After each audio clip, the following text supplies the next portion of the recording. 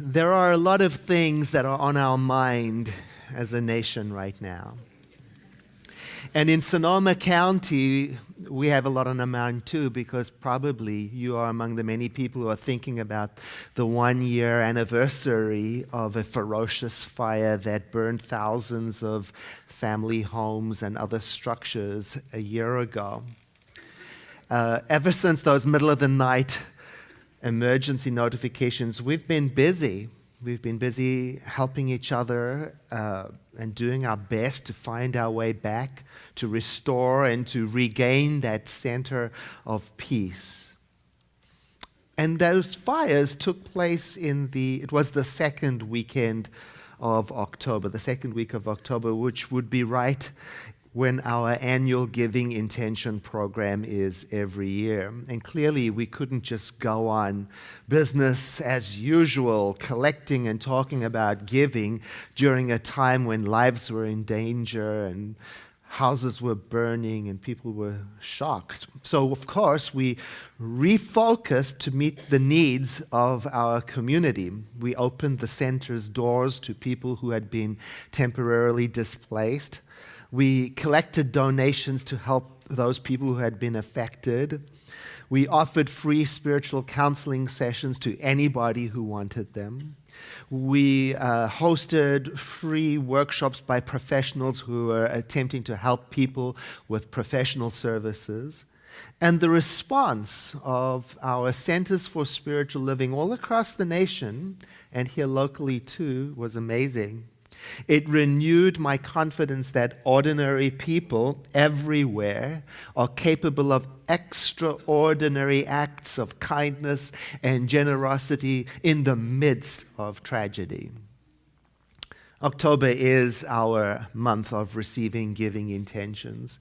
And so this year, the Giving Intention team and I, we share a goal. And that goal is to regroup and to recover our program because we were impacted by it. And we want to recover by inviting everyone here, everyone in our community, back into participation like we used to be before the fires. And for that reason, when you came in, every one of you received a bulletin, and inside the bulletin, if you don't mind retrieving it, there is a giving intention form. There it is. Won't you take it out and wave it in the air?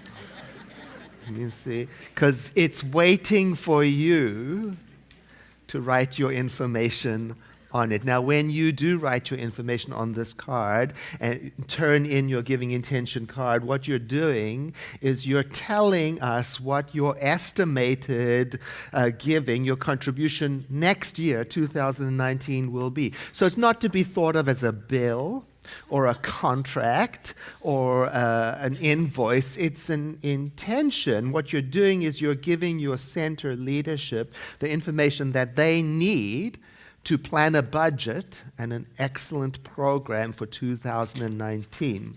Now, when you turn in your form this month of October, of course, you'll receive 2 wonderful gifts, which I'll tell you about at the end of the message so I can remind you about them.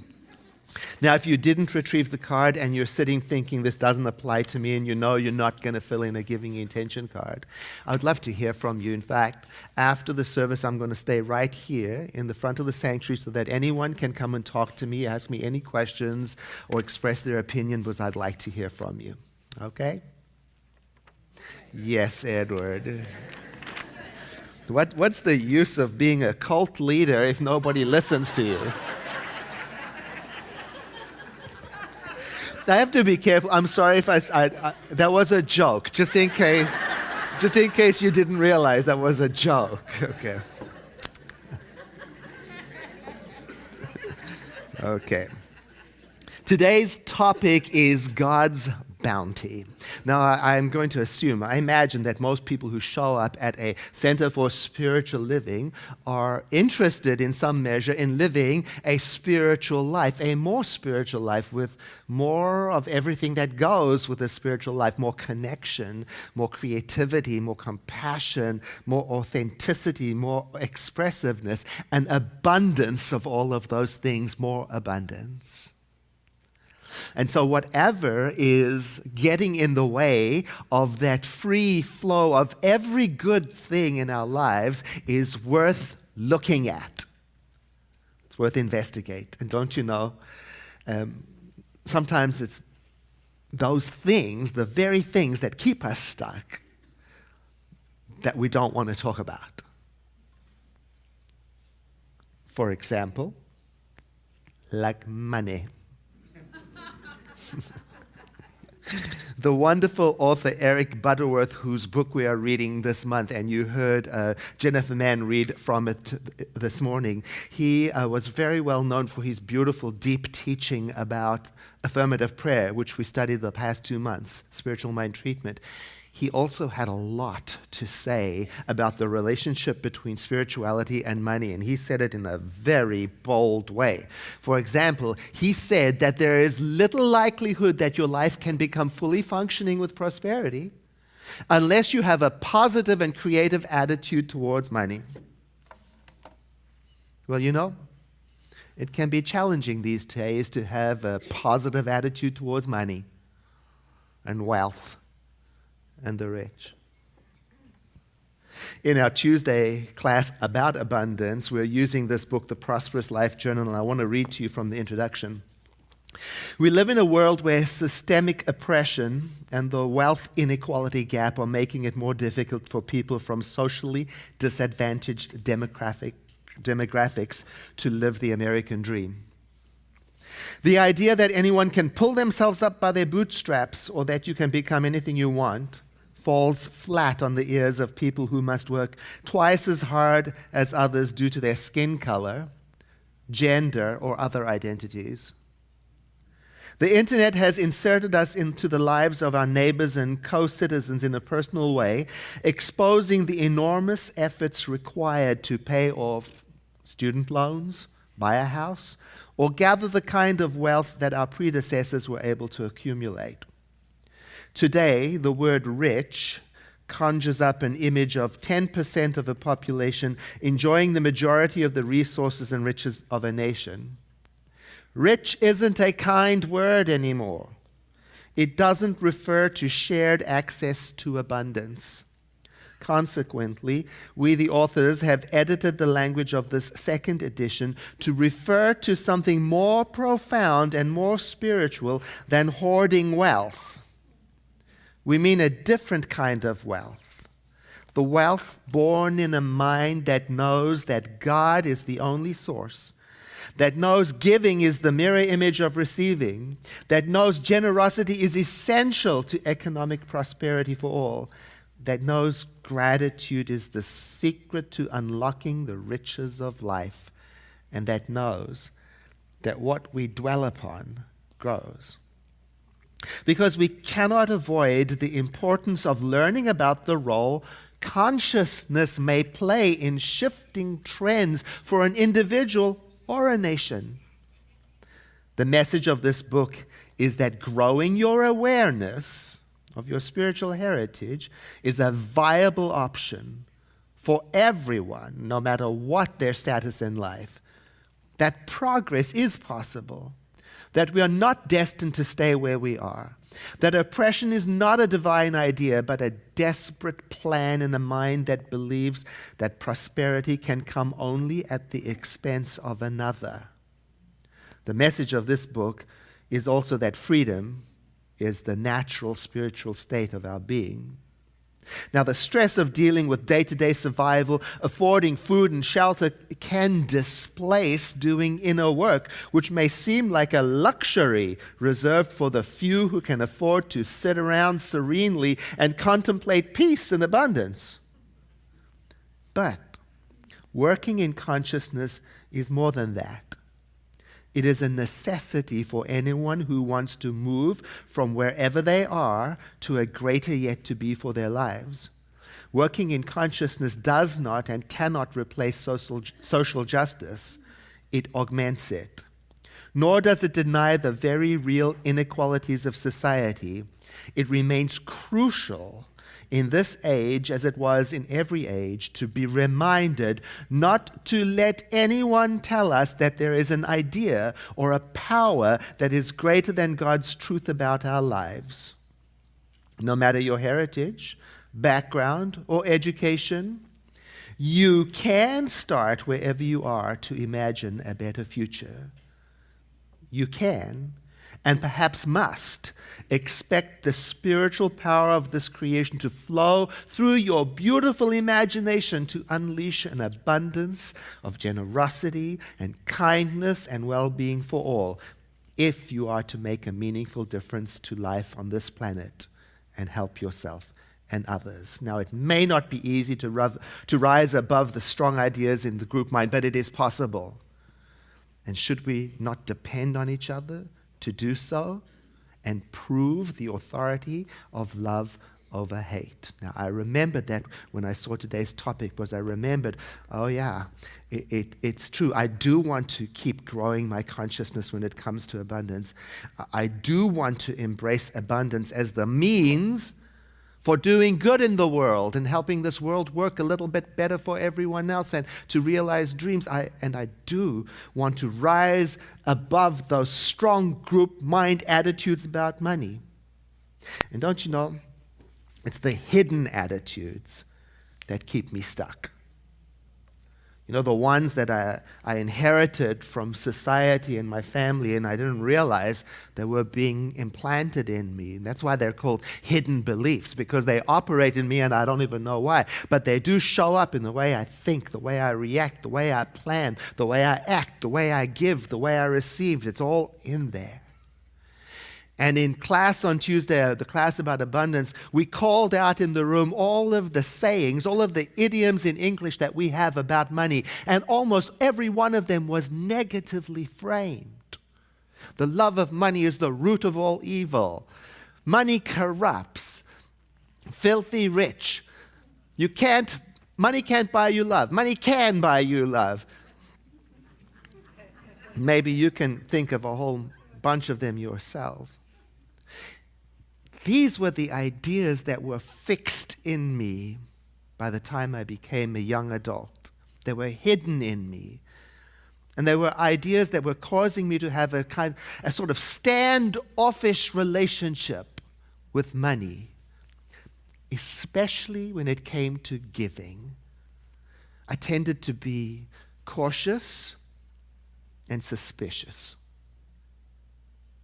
So I knew I had to learn something new. I knew I needed to do something to create a more positive and creative, a more spiritual attitude towards money and towards every good thing in life. And the first thing that I learned that really changed things up for me was that without a regular, conscious, mindful, awake, spiritual giving practice, I was never going to step into the full flow of abundance for my life. See, I didn't know that coming in. I was generous with my time, with my kindness, with my attention, with my help, but I had not connected it to my finances, and that was exactly where I was blocked. So today I'm going to share with you some of the ideas, 3 of them, that helped change my attitude. And the first idea is a very old idea, very ancient. It's this: as it is on the inside, so it is on the outside. It's not a new idea. It's in the Torah. The Bhagavad Gita speaks to it. It's in the Hermetic texts. It's an old idea that is here to remind us that things out here have their origins in things in here, individually and collectively. And the way I translate that, the way I relate that to this topic today is that if on the inside I truly and sincerely hold that money corrupts, why would I expect it to be flowing towards me in a rush out here? If on the inside, without question, I've accepted and I secretly, maybe even overtly believe that it's really important to get stuff, money, and to hold on. It's even more important than anything else. Out there, I'm probably not going to attract people who are super generous. Because who wants to be around that? So if in here, in my heart, I really hold, I believe, I've taken it in, that my self-worth is connected to how much money I have. Out here in the world, I'm likely to focus on getting it at any expense and holding on to it. And who's going to feel safe around that? As it is on the inside, is reliably connected to everything. So the deep spiritual wisdom of abundance teaching is this. Pay careful attention to your inner thinking about money and what it means to you. Pay kind-hearted attention to your attitude about the wealthy, about wealth, and what it means to you. Charles Fillmore, also a great teacher of metaphysics in the Unity School of Christianity, he wrote these words, which I'm going to read out of order. I'm going to read the bold parts first. Watch your thoughts when you are handling your money. At the bottom, never allow money of any kind or amount to pass through your hands without blessing it, whether it is coming or going. Why? Because in the middle, your money is attached through your mind to the one source of all substance that is giving or withholding according to your thought. You know, after I learned that, well, to this day, you won't catch me tossing coins aside as worthless. Oh no, I gather them. I love them up. You can count on me if we are out walking and I see a penny in the bushes, I will climb over a fence to get it.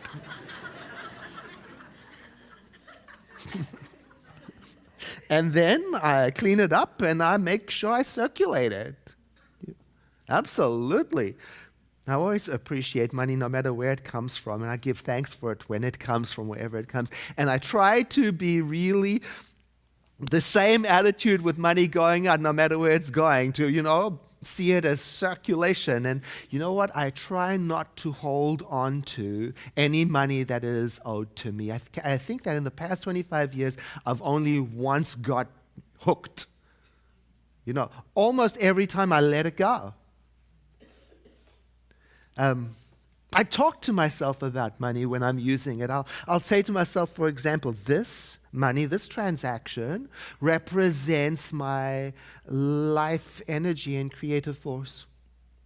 I'll say to myself something like, this money, this transaction represents my ability to choose and my freedom to choose and my willpower. Or I'll say something like, this money, this transaction is taking me, it's going where I cannot go. It's doing what I cannot physically do because I want to replace those tapes, the thinking of my inherited group mind about money with a whole new attitude that reminds me that everything in creation is made from and by God. Now that's the second thing I learned that set me free, that there is one creative power, not two. See, I was growing up, I think I was taught to separate abundance out from spirituality. Two different camps. Somehow I was taught to fear wealth for its potential to corrupt, while at the same time to yearn for it and seek it and work for it. To me, it seemed as if I was being taught that there are two creative powers, one governing the spiritual world and the other governing the material world. And that the way of getting wealth was entirely about how you worked the material world. Then science of mind came along and taught me there is only one power creating everything, and everything is made by it, from it, and that we have the freedom to use anything that is made in any way we like. In other words, we can use anything for good or for bad. So what I do with money is what makes it good or bad. And what I do with money comes from what is in my heart. So the first thing I had to learn was to think of money as neutral. You know, like the fires last year? You know, when a fire is warming our food, it's good. But when it's burning our house down, it's tragic. Or like Shakespeare's Hamlet said, there is nothing either good or bad, but thinking makes it so. Right? And I knew I had a contradiction in my mind. I had to heal that. I had this come here, stay away from me attitude to money. And I remember this pivotal moment in a class in Science of Mind where the teacher was trying to make a point about the neutrality of money. And in a moment of frustration, she said, does anybody have any bills here in the class, any big bills? And somebody gave her a big bill, and she said, I'm going to put this money right here on the table, and I want you to keep an eye on it. Watch it. Let me know if it does anything bad. Or wicked. Or illicit. Or foul. Or if it tries to corrupt you. You know, I remember sitting there and something changed. I don't remember anything else she said. But I remember there looking at that money and for the first time realizing money doesn't do anything. It doesn't sing. It doesn't dance. It doesn't write poetry. It doesn't love unconditionally. It doesn't hug. It doesn't wink. Now, I can call it bad. I have that choice. I can tell other people to be afraid of it.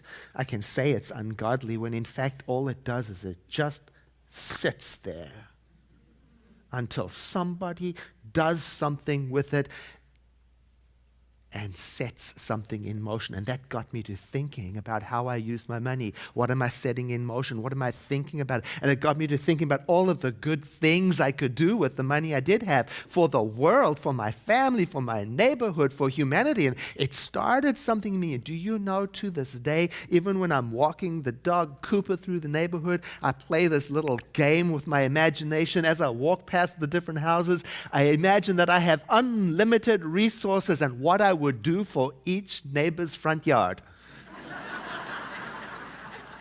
I do. I said, I could fix that fence. I could do this or that.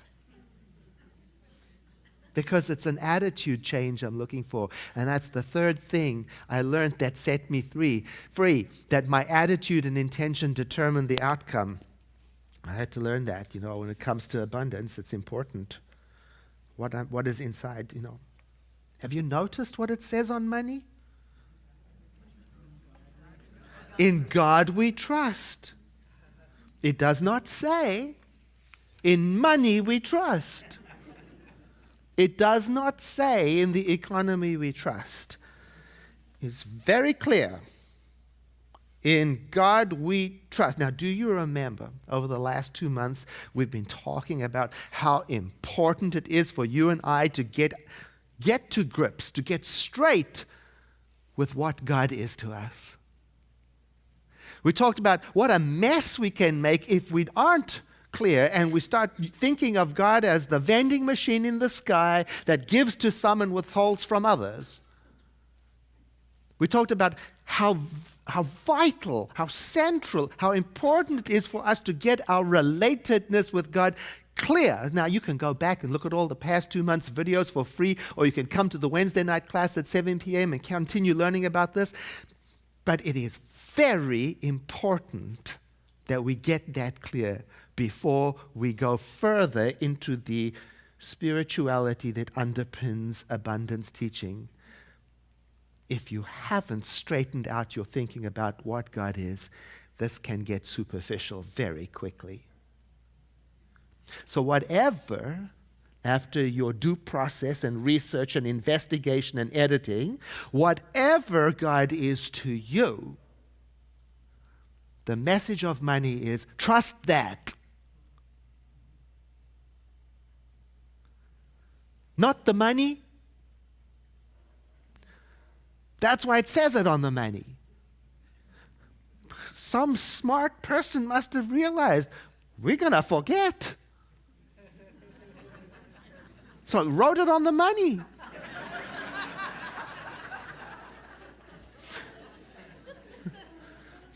So I recommend you use that affirmation, personalize it. Every time you touch a dollar, say, "In God I trust." Every time you write a check, every time you pay a bill, every time you make a donation, every time you leave a tip, every time you save money, every time you share money, and if you use checks, write in the memo, "In God I trust," so that you develop an attitude towards money that reminds you of your trust in God. Now, do you see how important it is that you know what God is? See, you and I, we can't skip that setup. We can't skip the first lessons of metaphysics and rush straight to the lessons on abundance.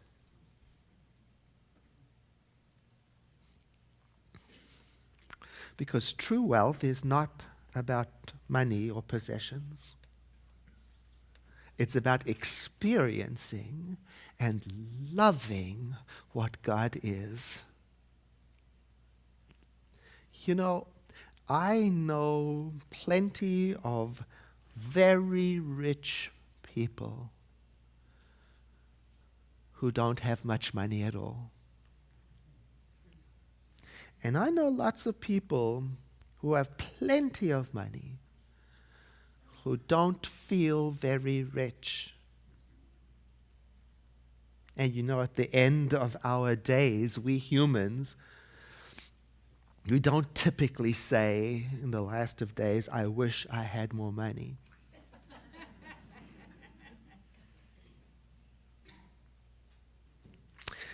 We have a creation story in Science of Mind. Our creation story goes like this. In the beginning, God created everything out of itself, and is continuing to do so. It created everything out of itself because there was nothing else to create from.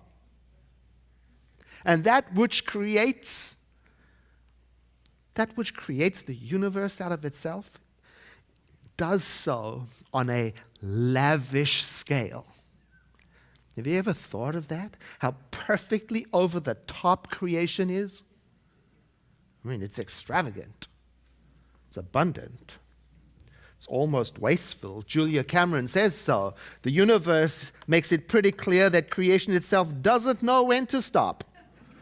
There's not one pink flower or 50 pink flowers, but hundreds of different kinds of pink flowers, and snowflakes are an ultimate exercise in sheer creative glee. No two alike. Not to mention the reproductive system.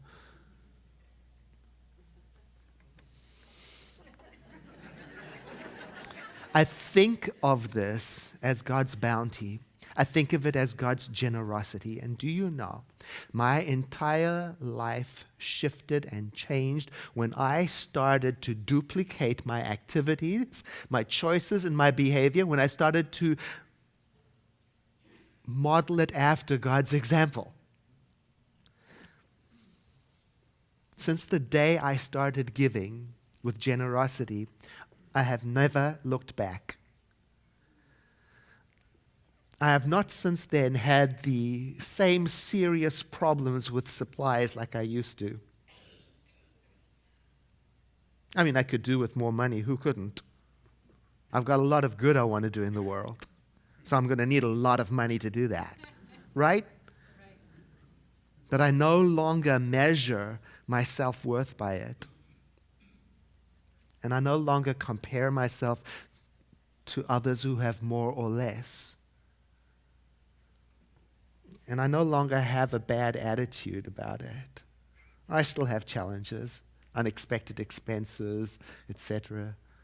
But what I don't have anymore is the belief that money is everything. Love is, and God is love, and in God I trust. Now, the key to fully unlocking your abundance potential is hidden in a very specific relationship between two key actions. And that's what we're going to talk about next week. For now, let's take a breath in and exhale. Contemplate for a moment in the silence of your own heart the phrase, "In God I trust."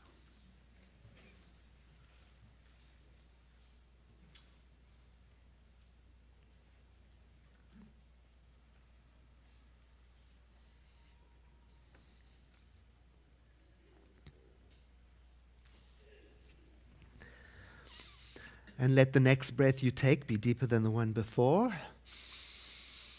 And as you exhale,